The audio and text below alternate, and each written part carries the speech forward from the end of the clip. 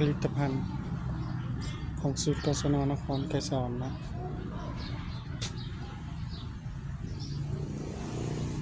มีเบาเห็ดนางฟ้ามีทุ่ง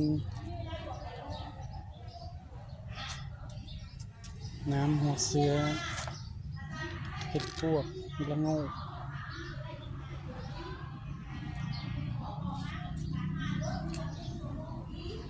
เบียร์กล้วยเบียร์ยะนางแดงกินดำเป็นงาเป็นเบียร์มักนาวเบียร์มักชีหูด